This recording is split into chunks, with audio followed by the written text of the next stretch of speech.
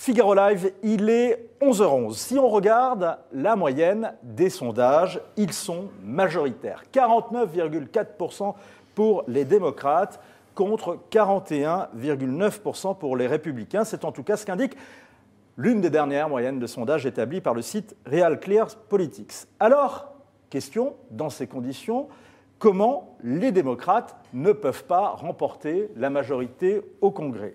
C'est la question qu'on vous pose sur Twitter d'ailleurs, hashtag Figaro Live, hashtag les décrypteurs. Pour l'instant, vous êtes une petite majorité à penser que les démocrates pourraient être majoritaires au Congrès. Pourtant, quand on regarde les dernières projections, c'est plus compliqué. À la Chambre des représentants, il serait, selon les derniers sondages, majoritaire, 233 sièges pour les démocrates contre 202 aux républicains. C'est en tout cas la projection moyenne, jugée la plus probable, par le site 538, 6 chances sur 7 de le remporter pour les démocrates. Mais toujours, selon le même site, au Sénat, l'avantage, lui, est républicain. 51 sièges contre 49 pour les républicains. Et là, 5 chances sur 6 pour les républicains de l'emporter. Alors comment expliquer ces bizarreries? Eh bien, peut-être par une autre bizarrerie, c'est le mode de scrutin, les modes de scrutin de ces élections, So American, résumé par Laure Cormianac.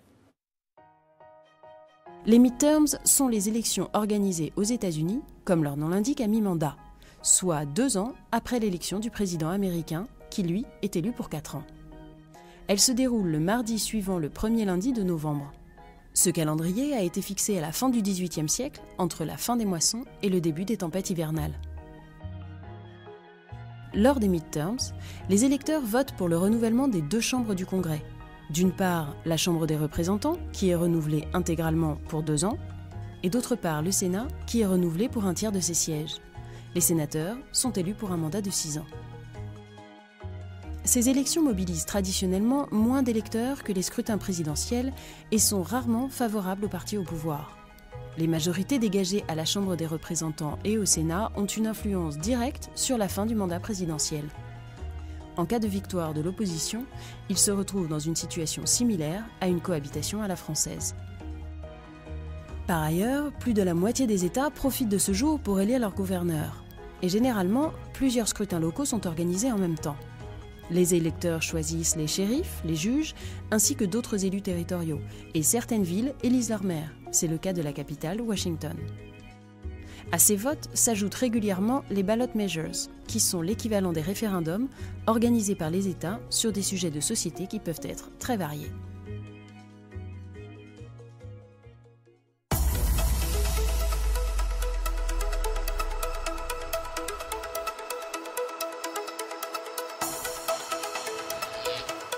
Bonjour Pierre Cérisier. Bonjour.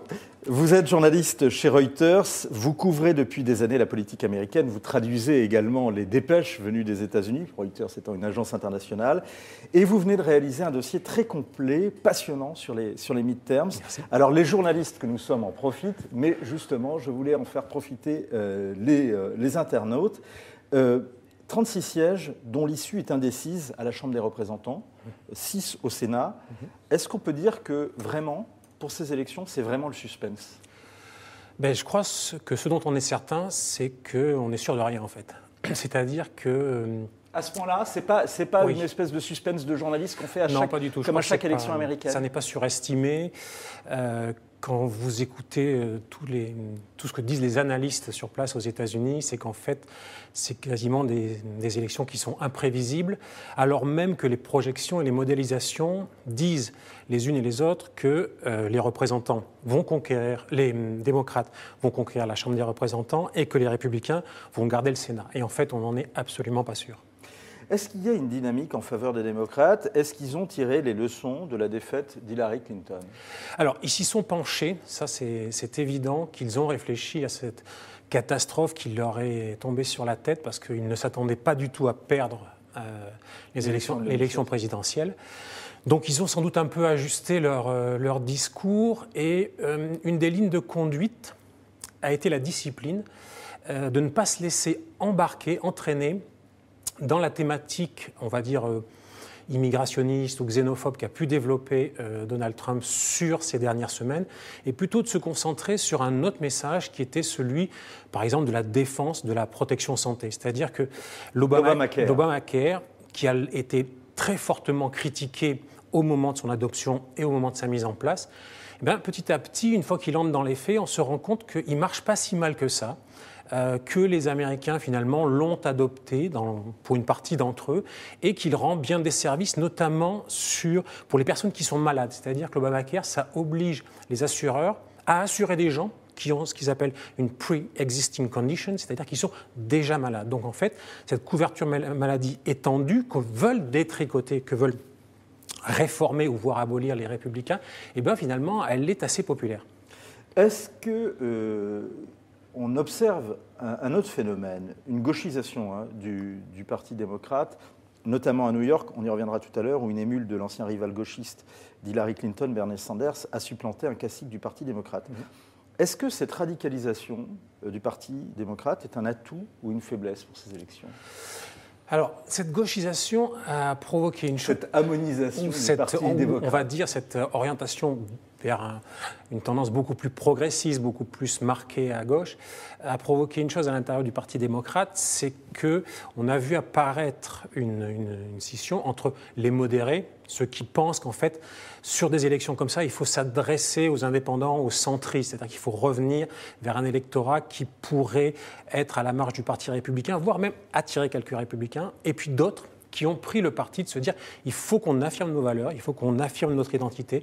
Nous, les démocrates, nous n'apportons pas le même discours que les républicains, et en fait, il faut qu'on fasse entendre notre différence.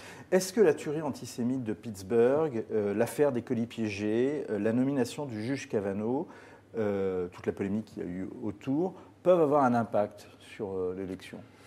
Alors c'est très difficile à mesurer. Ce qui est certain, c'est que la confirmation du juge Kavanaugh, donc un juge très conservateur à la Cour suprême, a servi à mobiliser, à électriser un peu la base évangélique des républicains et donc de Donald Trump, sachant que les évangéliques représentent un tiers de l'électorat républicain. Donc en fait, ça leur a servi.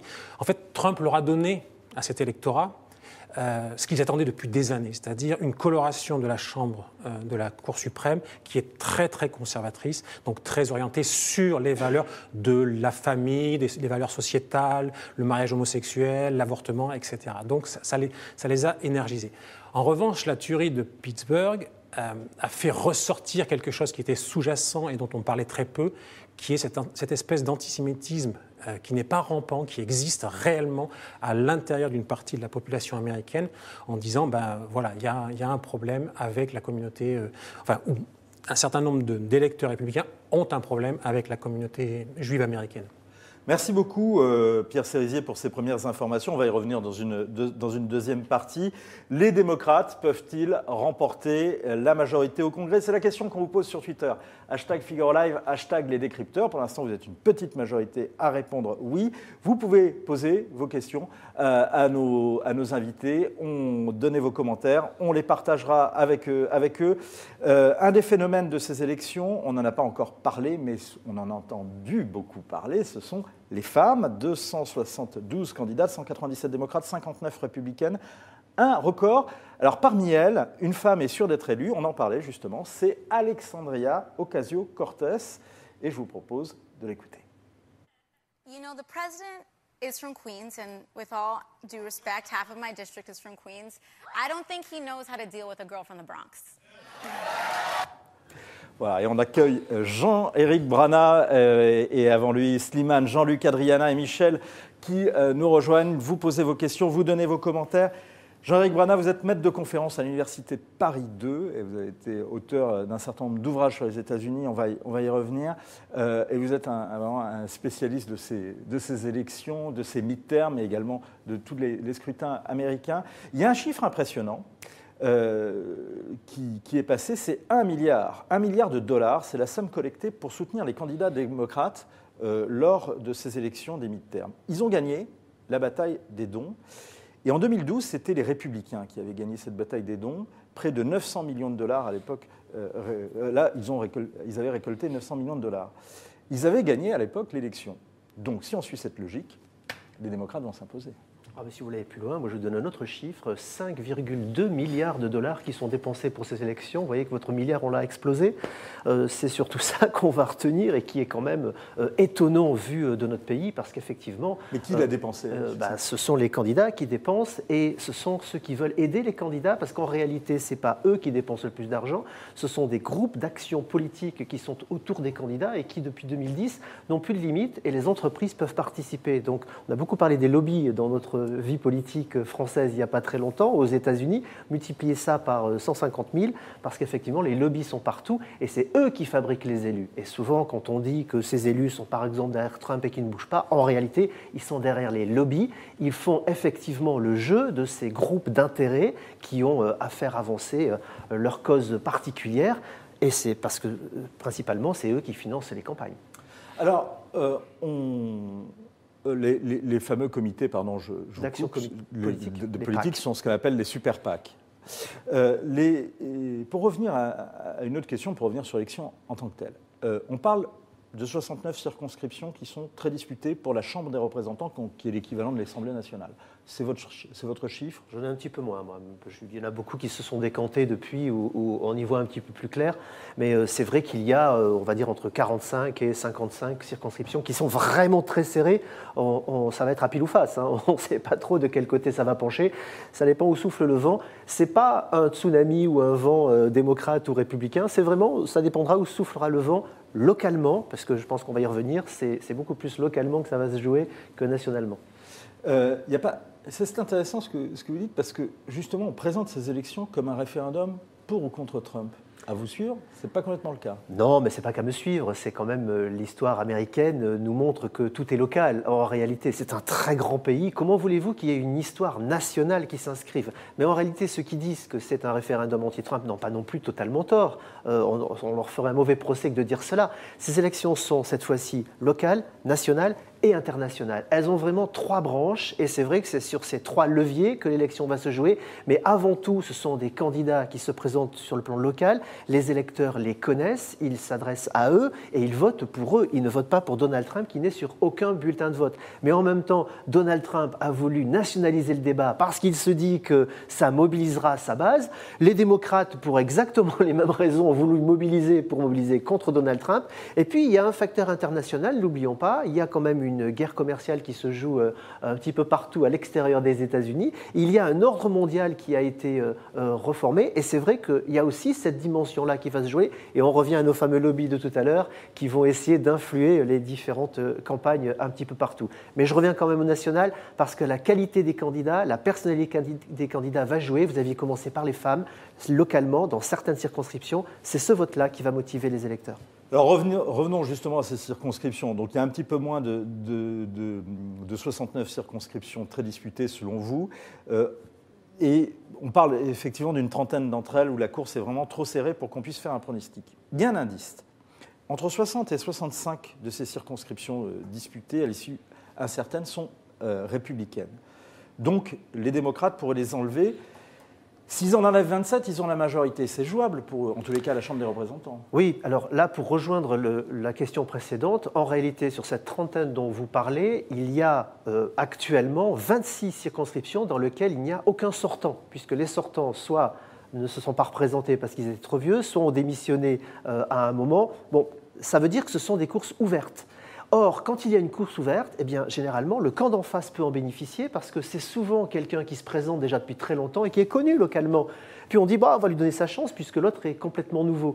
Donc en réalité, ce n'est plus une circonscription républicaine tant que cela. Il y a le cas en Illinois, il y a le cas en Californie, il y a le cas un petit peu partout en réalité aux États-Unis. C'est pour ça que c'est très difficile aujourd'hui de dire qui va gagner parce qu'il n'y a pas de sortant qui pèse sur le scrutin et qui fait qu'effectivement, les démocrates l'emportera. Et c'est aussi pour cette raison-là qu'on ne peut pas dire que c'est pro ou anti-Trump puisqu'en réalité, il n'y a plus personne. Donc c'est un combat réellement entre 2 personnalités.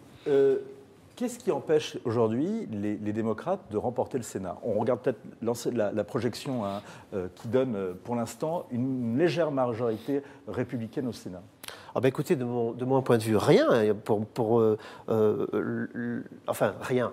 Le fait que les sortants sont surtout des républicains fait que c'est beaucoup plus facile pour les républicains de gagner. Il n'y a que 9 dispute, je vais le dire comme ça, parce que Laurie Kenton qui parle avec moi va même pas quand je dis combat, mais donc un combat électoral, une dispute qui fait qu'il n'y a que 9 endroits où ça va se jouer. Mais sur ces 9 endroits, comme c'est tous les 6 ans pour ceux qui se reprennent maintenant, la dernière fois, vous avez bien compris qu'il y avait une vague Obama très forte. Donc dans le Missouri ou dans le Dakota du Nord, on a localement des gens qui ont gagné au bénéfice de cette vague Obama et qui, cette fois-ci, devrait normalement être balayée puisque la vague n'est plus du côté des démocrates, quoi qu'on en dise. Donc, comme on a une égalité, c'est vrai que ça va redevenir un peu plus républicain, comme c'est dans ces États-là, puisque le Missouri et le Dakota, qui sont beaucoup plus rurales, vont effectivement voter davantage conservateurs.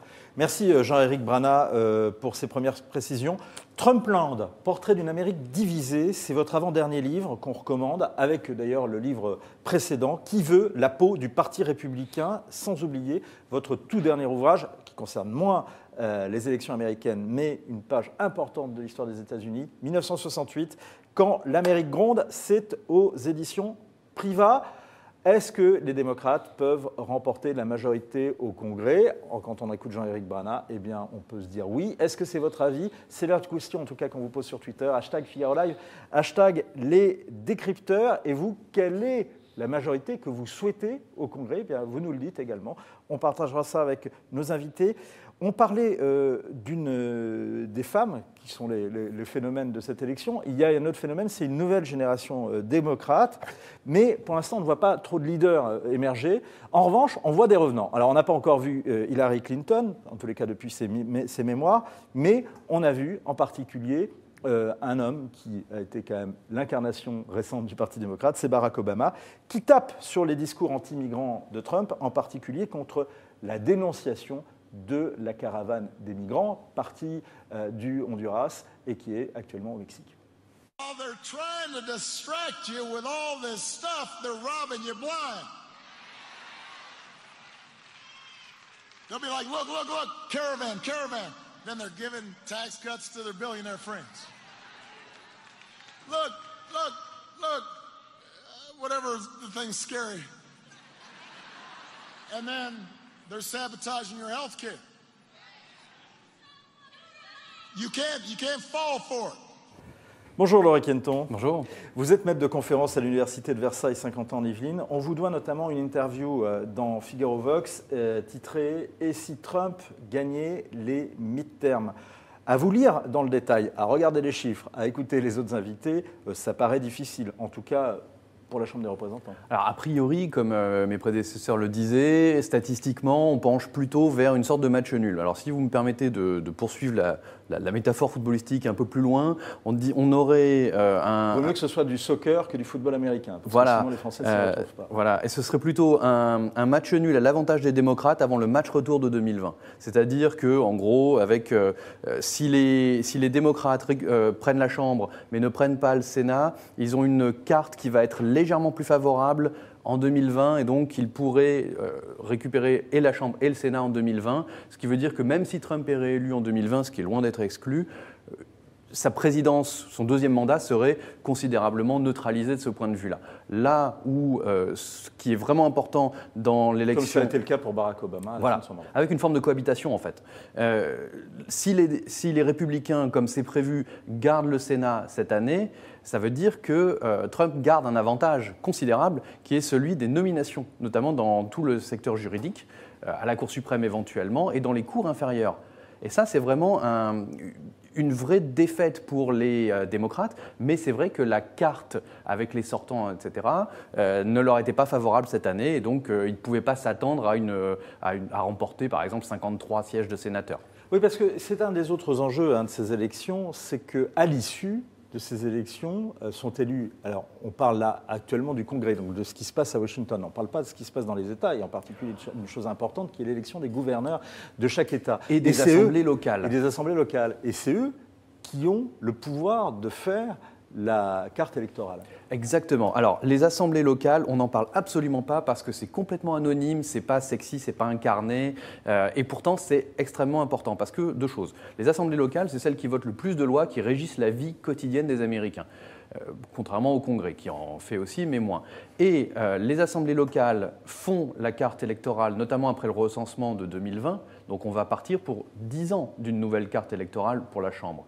Ces chambres locales, elles vont avoir donc une importance, et même si elles restent républicaines, elles peuvent être neutralisées par le gouverneur. Donc un gouverneur démocrate dans un État républicain, ça veut dire qu'une carte républicaine peut être retoquée, et donc les démocrates prennent un avantage pour la décennie qui suit. Donc on a le nez fixé sur des élections qui vont déterminer la physionomie du Congrès pour 2 ans, alors qu'en réalité, ce qui se joue au niveau local, c'est la physionomie du Congrès pour les 10 ans à venir. On l'a vu dans les podcasts qui ont été réalisés par Laure Mandeville, à retrouver sur lefigaro.fr. Vraiment, on les recommande, c'est passionnant. Ils ont été réalisés avec Athénaïs Keller. On le voit, il y a des démocrates qui sont ralliés à Trump. Est-ce que des démocrates ou d'autres élus, qui seront élus au Sénat, peut-être à la Chambre des représentants, comme celui que soutient Barack Obama. Quand on voit Barack Obama en meeting, il soutient un candidat qui s'appelle, un sénateur sortant, Joe Biden. Est-ce que, justement, des gens comme ça ne sont pas prêts à rallier Trump, en tous les cas, sur un certain nombre de dossiers? Sur quelques points très particuliers, on a un certain nombre de sénateurs en particulier, parfois quelques représentants qui représentent une partie de la sphère démocrate qui est de plus en plus marginalisée. C'est-à-dire que, par exemple, Joe Manchin en Virginie-Occidentale, lui, il a soutenu le juge Kavanaugh. On a 3 sénateurs qui ont soutenu le juge précédent, qui était nommé par Trump. Donc, sur certains points comme ça, on va avoir un soutien local. Pourquoi? Parce que quelqu'un comme Joe Manchin en Virginie-Occidentale, il se présente en tant que démocrate dans un État qui est extrêmement républicain, qui a soutenu Trump de manière spectaculaire, et donc il ne peut pas se permettre d'avoir le comportement, les postures, le programme d'une Alexandria Ocasio-Cortez dont il était question tout à l'heure, parce qu'elle évolue dans un monde qui est complètement différent. Ce sont des planètes qui sont radicalement différentes, ils ne sont pas élus par le même électorat, et donc ils peuvent se permettre les uns et les autres d'avoir des discours qui sont radicalement différents. Quelqu'un comme Manchin est considéré comme un traître par beaucoup de démocrates. Est-ce que l'anti-Trumpisme peut être un ressort suffisamment puissant pour mobiliser les viviers démocrates, et notamment les minorités ou l'électorat blanc populaire qui est passé chez Trump? Alors, c'est difficile à évaluer, on aura une idée, c'est un des grands enjeux de ces midterms, ça va être de regarder après coup la capacité de mobilisation à la fois de Trump, c'est-à-dire de son électorat, l'électorat évangélique par exemple. Est-ce que la nomination du juge Kavanaugh est payante? Et à l'inverse, est-ce que l'anti-Trumpisme, qui n'est pas une politique, mais est-ce que l'anti-Trumpisme peut suffire à mobiliser des électorats que j'appelle généralement les géants endormis. Les géants endormis, c'est d'abord les hispaniques, mais j'ai généralisé ça aux jeunes et aux sans religion. Et ces 3 groupes qui sont essentiels dans la coalition démocrate sont 3 groupes qui votent extrêmement peu. À l'inverse, les évangéliques, les blancs et les blancs plus âgés sont des groupes qui votent beaucoup. Et donc ça donne un avantage induit, intrinsèque aux républicains que les démocrates n'ont pas. Donc la mobilisation... Pas si les blancs sont diplômés. Alors, si les Blancs sont diplômés, ça c'est vrai qu'ils ont un sens civique qui est supérieur et ils votent plus démocrate. Pour démocrate. Merci Laurie Kenton pour ces précisions. La fin du rêve américain, point d'interrogation. Point d'interrogation. Point d'interrogation. C'est paru chez Odile Jacob et c'est bien sûr à lire. On vous le recommande. Alors, même s'il y a plusieurs enjeux, on entendait notamment Jean-Éric Brana le rappeler tout à l'heure ici même, la question sous-jacente de ce premier scrutin qui fait suite au coup de tonnerre de novembre 2016, c'est pour ou contre Trump. Et il faut dire que le président américain s'est particulièrement investi au cours de cette campagne, encore hier ou encore ce week-end, après notamment les révélations selon lesquelles une des accusations de viol portées contre le juge Kavanaugh qu'il avait soutenu à la Cour suprême se sont révélées fausses. Mais son thème favori, ça reste l'immigration et son épouvantail préféré, les démocrates. Democrats want to invite caravan after caravan. And I don't know if you know, you see the big caravan coming up? 3 more are forming. And you know what we give to these countries? Hundreds of millions of dollars to Honduras and to El Salvador right? We have to others. We give hundreds of millions of dollars. You know what they give to us? Nothing, nothing. Voilà, et on va reprendre maintenant vos questions, notamment Bradito qui nous demande sur le Figaro.fr que pourrait faire Trump s'il perd les 2 chambres. Jean-Éric Bradin. Oh, beaucoup de choses. S'il perd les 2 chambres, il va d'abord se victimiser et expliquer que ces démocrates sont vraiment très mauvais. Si l'économie baisse dans les 2 ans qui viennent, bien sûr, il expliquera que c'est la faute des démocrates qui ne font pas ce qu'il faut pour arranger les choses, alors que lui, il termine quand même sur une chaîne d'action extraordinaire là, en économie, avec un chômage qui est à 3,7. C'est quand même rare d'avoir quand même un alignement de planètes comme ça dans un pays où l'économie est importante pour le vote. Oui, et c'est encore plus rare que ça ne serve à rien pour le vote. Parce que c'est à peu près ce qu'on nous annonce. Et tous les instituts... Vous y croyez ? Mais que ça ne sert à rien ? Ouais. Ah oui, absolument. Aujourd'hui, on est sur d'autres ressorts. En réalité, on est sur des ressorts psychologiques. Si on est démocrate, on est sur des valeurs et on se bat contre ce président que l'on déteste. Si on est républicain, on est sur d'autres valeurs et on se bat pour ce président que l'on adore. Mais en réalité, l'économie n'a plus aucune influence. C'est quand même extraordinaire. Ou en tout cas, je termine juste, en apparence. Car sur le terrain, et quand on parle avec des Américains, et on le fait tous ici autour de cette table, on se rend compte que les Américains qui ne sont pas intéressés par la politique, c'est-à-dire la très grosse majorité des Américains, eux ne parlent que d'une chose, c'est qu'est-ce qu'il y a sur ma fiche de paye et est-ce que j'ai du travail, est-ce que mes enfants vont trouver du travail. Donc pour eux, en réalité, ça marche toujours. Donc le discours politique nous fait croire que cela ne fonctionne plus, les sondages nous font croire que cela ne fonctionne plus, et en réalité, sur le terrain, on observe exactement le contraire. Il y a quand même un signe significatif, c'est que Trump lui-même parle dans ses meetings ou dans ses tweets de la bonne santé de l'économie, mais ce n'est pas le thème principal. C'est-à-dire que moi, je serais président des États-Unis, j'ai un pays qui est dans une telle santé économique, je fais campagne là-dessus, je fais campagne sur quelque chose de positif. Et en fait, non, parce qu'il a choisi ce parti pris de mener une bataille électorale culturelle. C'est-à-dire qu'en fait... C'est là l'effet Steve Bannon, quand même, ça. Écoutez, Donald Trump, il est nativiste. Donc, à partir du moment où il considère que la majorité blanche, chrétienne, qui est à l'origine de la fondation des États-Unis, est menacée par des personnes venant de l'étranger, alors qu'elles viennent des pays latinos ou qu'elles viennent d'ailleurs, oui, forcément, il y a une influence de Steve Bannon. Mais c'est quelque chose qui est très ancien chez les républicains, ce côté du besoin de maintenir la domination de l'homme blanc à l'intérieur du fonctionnement de la société américaine. Comme on le fait autour de ce plateau. Je pense que Trump est un businessman qui voit ça ne reflète pas forcément une croyance profonde, mais lui, comme Bannon, voit qu'il y a un marché, en fait, et que c'est un moyen de mobiliser sur ce qu'on appelle des gut values, c'est-à-dire du viscéral, et pas forcément du rationnel. L'électeur rationnel, aux États-Unis, il n'existe pas vraiment. En revanche, l'électeur qui vote avec ses tripes, ça fonctionne. Concrètement, quand même, pour reprendre la question de Bradito, que pourrait-il faire s'il perd les 2 chambres ? Il va être quand même sacrément embêté par les démocrates s'il perd les 2 chambres. Il y a quand même une procédure qui est celle de l'impeachment que rêvent de mener les démocrates. Moi, je vois ça plutôt pour un scénario 2020 où il est réélu. Là, a priori, je ne pense pas qu'il va perdre le Sénat. Mais de toute façon, est-ce qu'on peut répondre justement à l'interne s'il perd les 2 chambres, s'il perd le Sénat, il peut y avoir l'impeachment. Le problème, c'est qu'on oublie le deuxième temps. Le premier temps, c'est qu'il peut y avoir l'impeachment, c'est une mise en accusation. C'est pas une destitution. La Chambre peut très bien se payer le luxe de le mettre en accusation. Il va être mis en accusation devant le Sénat. Le problème, c'est qu'il faut les 2/3 du Sénat pour destituer le président.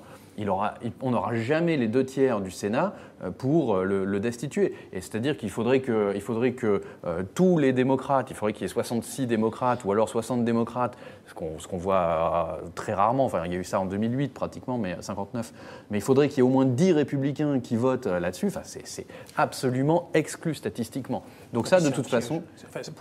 Pour les démocrates, ils l'ont bien analysé. L'impeachment, c'est un piège. Ils ont tiré intérêt localement. On parlait tout à l'heure des sénateurs des États rouges, des gens comme Manchin, comme Joe Donnelly dans l'Indiana, qui se tâtent plus ou moins pour soutenir des juges conservateurs à la Cour suprême. S'ils soutiennent des juges à la Cour suprême qui ne sont vraiment pas l'idéal type du juge démocrate, ils ne vont jamais soutenir un impeachment. Sinon, ils sont sûrs de se faire dégommer au prochain scrutin. Moi, juste pour compléter, hein, pour répondre à Brady, il ne peut plus confirmer ses nominations, il ne peut plus faire passer de loi. Bon, ce n'est pas lui qui a la maîtrise des lois, mais en tout cas, il ne peut plus. Son agenda est terminé. Il ne peut plus faire de guerre commerciale, puisque de toute façon, la maîtrise des finances, elle appartient au Congrès. En revanche, c'est toujours lui le patron, puisqu'il a le veto. Ça veut dire que les démocrates ne peuvent rien faire non plus. Donc, s'il perd les 2 chambres, en réalité, le pays est paralysé. Tout le monde va se regarder. Vous pensiez que c'était horrible actuellement, mais je vous dis que s'il perd les 2 chambres, on n'aura rien vu. Ça va être un chaos total aux États-Unis. Et je pense que ça va être le cas de toute façon dans la configuration qu'on attend, c'est-à-dire avec un Sénat républicain et une Chambre démocrate. De toute façon, l'activité législative va être considérablement ralentie, voire paralysée, parce que pour trouver un terrain d'entente entre des pôles qui sont de plus en plus éloignés, ça va être extrêmement compliqué. Donc la production législative va être considérablement ralentie. Et en plus, à partir de demain après-midi, demain soir, on entre en mode 2020 à fond. C'est-à-dire que les démocrates qui ne sont pas déjà en campagne vont être vraiment en campagne. Et là, de toute façon, on ne pense plus qu'à ça. Je ne vais pas mobiliser, mais j'ai une petite divergence avec Loric là-dessus. Moi, je crois que s'il perd une des 2 chambres, comme on s'y attend, en réalité, Donald Trump va se transformer, c'est un caméléon. Il va nous sortir son plan sur les infrastructures dont il a parlé pendant la campagne, 1500 milliards de dollars pour rénover le pays, puisque les démocrates n'attendent que cela. Et il va expliquer aux républicains qu'il va falloir le faire, donc faire du bipartisanisme, de travailler les uns avec les autres. Les Américains vont dire, tiens, il l'a changé. Et ça le lance de toute façon sur 2020. Donc, dans les 2 cas, il gagne. Un dernier point, Pierre Cérizier, et puis il y a une autre question que je voulais vous poser. Il ne faut pas oublier que si la majorité change au Congrès, et que ce soit juste par exemple à la Chambre des représentants, il va y avoir quand même un déplacement de l'action sur le terrain judiciaire. C'est-à-dire qu'en fait, on en parle beaucoup moins maintenant, mais il est poursuivi, lui, enfin pas lui personnellement, mais ses proches, son entourage et des gens qui ont travaillé avec lui pendant la campagne, dans des affaires judiciaires. Donc c'est-à-dire qu'en fait, que devient l'enquête du procureur spécial Mueller sur l'ingérence russe, vers quoi on va? C'est-à-dire que si les démocrates prennent la Chambre des représentants, on va assister à la création de commissions d'enquête qui vont faire venir des gens et qui peuvent les convoquer en leur disant vous devez comparaître devant nous et on va vous poser des questions. C'est-à-dire qu'il va y avoir un agenda qui va quand même être extrêmement contrarié par le... Mais ce n'est pas du judiciaire, pardon. On est toujours à la Chambre, c'est du législatif toujours. Ce sont des commissions d'enquête qui n'ont pas le pouvoir de brimer le président. Et effectivement, je rejoins ce qui était dit tout à l'heure, l'impeachment, à mon avis, aura lieu, quoi qu'il arrive, mais il s'arrêtera là, ce sera une opération politique. Même si les Républicains l'emportent au Sénat. Ah oui, je crois qu'effectivement, nous avons parlé ensemble tout à l'heure de cette frange très progressiste qui est en train d'arriver. Ils se font élire, Ocasio-Cortez, Ayanna Pressley, Gillum, etc. Bon, Gillum, c'est un gouverneur. Ils se font élire sur l'idée de faire un impeachment à Trump, parce qu'il y a une partie de l'électorat qui n'a que ça en tête aujourd'hui. Alors, revenons à l'élection, si vous le voulez bien. Et c'est une question d'un internaute du Figaro. On verra bien, personne n'ose vraiment faire de prédiction après la surprise d'il y a 2 ans. Est-ce que justement, c'est pas ça, pour reprendre la première question que je posais tout à l'heure à Pierre Cérizier, est-ce qu'il y a vraiment un suspense ou est-ce que artificiellement, comme on le fait souvent, comme le font souvent les médias américains d'ailleurs, on crée un faux suspense sur une issue connue, ou bien est-ce qu'il y a eu une telle modification du vote, une telle modification paramétrique avec l'arrivée de Trump qu'on est encore dans cette incertitude? Ah mais moi, je reprendrai exactement les mots de Pierre Cérizier tout à l'heure. On est au moins sûr d'une chose aujourd'hui, c'est qu'on ne sait rien. Donc, mais c'est comme ça à chaque fois. La dernière fois, on n'a pas dit autrement, ce qui ne nous a pas empêché de faire des prédictions. Moi, dans votre journal, j'expliquais que Donald Trump allait être élu à 4 jours du vote. Aujourd'hui, je peux vous faire mes prédictions aussi, je les connais. Tout comme Loric, on étudie, on a des lignes de projection. Pardon, mes projections, elles sont très claires. Pour moi, au Sénat, il gagne 4 postes. Je vais très loin par rapport à ce que vous avez annoncé tout à l'heure. La Chambre des représentants, il a pair avec une fourchette de 5 à 15, ce qui est une toute petite majorité, effectivement bien en dessous de ce qu'on a normalement avec la cote de popularité très basse qu'on lui annonce. Normalement, si on compare par exemple, Obama et Clinton dans leur grosse défaite ont perdu respectivement 54 et 63 postes. Moi j'annonce qu'il va en perdre une trentaine. Mais donc ce sera plutôt bien. Et pour les gouverneurs, parce que c'est effectivement effectivement très important. Les républicains vont perdre, mais ils vont perdre 3 postes qui sont des gens qui ne se représentent pas, comme on le disait tout à l'heure, et qui étaient très impopulaires. Et ils vont en perdre 3 autres qui sont des bagarres à la marge. Donc en réalité, les républicains vont garder la majorité, à mon sens, 28 à 22. Christian nous indique sur Figaro.fr, Scott Rasmussen donne un resserrement des sondages, une red wave, une vague rouge, une vague républicaine, qui n'est pas exclue notamment dans l'ancienne Rust Belt, Ohio, Michigan, Illinois, qui avait voté également pour Obama. Et CNN donne exactement le contraire ce matin. Oui, et j'imagine que Gallup donne une brève bleue parce que Rasmussen est un institut de sondage qui est connu pour être notoirement favorable aux républicains. C'est pour ça que ce qu'il faut regarder, c'est les agrégateurs qui permettent de lisser ce genre de biais. Et Rasmussen, c'est évident qu'il ne voit que des vagues rouges. La vague rouge dans la Rust Belt, on n'y croit pas trop. Non. Alors, on va avoir un retour des démocrates. La Rust Belt, c'est ces États du Nord, à la frontière avec la Canada, qui ont voté Trump, mais qui avaient voté Obama et qui étaient des bastions de Joe Biden également. Qui constituait le mur bleu, c'est-à-dire cette espèce de rempart infranchissable qui protégeait les C'était Chicago également, c'était là où était élu Barack Obama. On voit que le cœur de Christian penche côté républicain, puisqu'il nous dit Trump va gagner les 2 chambres et sera élu. Les journalistes fantasment totalement. Alors nous, on essaie. Mais ceci dit, c'est possible. Il y a tellement de combats serrés, redisons-le. Il est possible que demain matin, tout le monde se relève en disant mais Trump a encore fait un coup extraordinaire, il a les 2 chambres. Voire un peu plus tard, parce que la Californie, on risque d'attendre. Et comme il y a beaucoup d'élections en Californie, à Orange County par exemple, qui sont extrêmement serrées, parce que non seulement elles sont dans la marge d'erreur, mais les candidats sont dans un mouchoir de poche, c'est-à-dire un demi-point, 1 point. Et donc on peut attendre, parce que la Californie compte extrêmement lentement et ça va être extrêmement serré. Il est possible que demain midi, on ne sache pas exactement quelle est la physionomie de la Chambre, surtout si c'est très serré. 2 dernières questions avec des réponses rapides, s'il vous plaît. Bradito, Trump n'a-t-il pas intérêt à perdre les 2 chambres? S'il veut être réélu en 2020, il pourra se représenter comme le rempart face aux démocrates. C'est une possibilité, mais disons que c'est un petit peu exagéré. Il n'a pas intérêt à perdre la Chambre, surtout le Sénat, parce que le Sénat, ça lui bloque toutes les nominations, par exemple. En revanche, oui, s'il perd la Chambre, il a des boucs émissaires, des épouvantails, comme Nancy Pelosi, par exemple, et il va s'en donner à cœur. C'est la patronne de la majorité démocrate, du groupe démocrate. Voilà. Il peut jouer la victime, ce qui fait très bien. Oui. C'est-à-dire, voilà, je suis assiégé, sauvez-moi. Gouverner par veto, comme le fait Barack Obama. Voilà.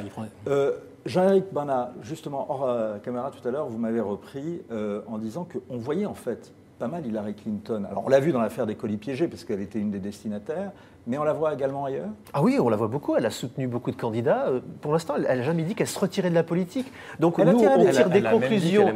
On tire des conclusions actuellement. Moi, écoutez, je vous l'annonce comme peut-être partante pour les prochaines élections. En tout cas, s'il y a une ouverture pour elle, elle va la prendre. Candidate pour les prochaines. Oui, mais vous avez vu les candidats que nous avons actuellement. Tous les candidats ont au-dessus de 70 ans. On a Biden, on a Warren, ils ont tous au-dessus de 70 ans. Alors Hillary Clinton, elle est juste dans le créneau. Et effectivement, ça va être tellement ouvert. Il y a tellement peu de personnes qui émergent. Vous savez, les midterms, normalement, permettent de faire émerger un candidat. Actuellement, on n'en a pas. On parle pourtant d'une nouvelle génération. Moi, j'ai un léger désaccord. On n'en a pas souvent, mais j'ai un léger désaccord. Il y a un certain nombre de candidates, notamment à la candidature. Je vois des gens comme Kamala Harris, en Californie. Ah, mais elle sera candidate, bien sûr. Elle va être candidate, elle est en Californie, elle est très populaire, notamment à la gauche du parti. Elle coche un peu toutes les cases. Elle a un profil de minorité, parce qu'elle est à moitié indienne, notamment. Donc il y a Gillibrand à New York aussi, qui a vraiment envie d'y aller. Donc il y a une génération, disons, de... Il y a Cory Booker, mais tous ces gens-là n'ont aucune notoriété aux États-Unis. On va suivre ça de toute façon, et si vous voulez continuer de suivre ça avec nos experts, vous pouvez retrouver justement leurs interventions dans Figaro Vox, Jean-Éric Brana et Loïc Hanneton, leur livre également, Trumpland, portrait d'une Amérique divisée. C'est votre avant-dernier livre, Jean-Éric Brana, qu'on recommande avec le livre précédent, Qui veut la peau du Parti républicain, peut-être Donald Trump, sans oublier votre tout dernier ouvrage, 1968, Quand l'Amérique gronde, aux éditions Privat. La fin du rêve américain, point d'interrogation, c'est paru chez Odile Jacob et c'est de Loïc Hanneton. Et puis il faut retrouver sur Internet tout le travail qu'a fait Pierre Cérizier et également son travail sur les séries qu'on recommande particulièrement, même si c'est à la concurrence. Les midterms, c'est à suivre sur lefigaro.fr. En podcast, l'Amérique au bord de la guerre civile, c'est le carnet de route et les rencontres de Laure Mandeville sur les routes de Pennsylvanie. Témoignage inédit et passionnant en collaboration avec Athénaïs Keller. Et puis vous retrouvez bien sûr le dernier reportage de Laure dans l'édition papier du Figaro aujourd'hui. Sur Figaro Live, on y revient dans Point de vue ce soir, qui sera présenté par Marie-Amélie Lombard. Et puis rendez-vous demain dès 6h45 avec Julien Geffredo et Philippe Gély à Washington. Les premiers résultats, les premières analyses. 10h30, ici même, édition spéciale autour de Frédéric Picard et des journalistes éditorialistes du Figaro.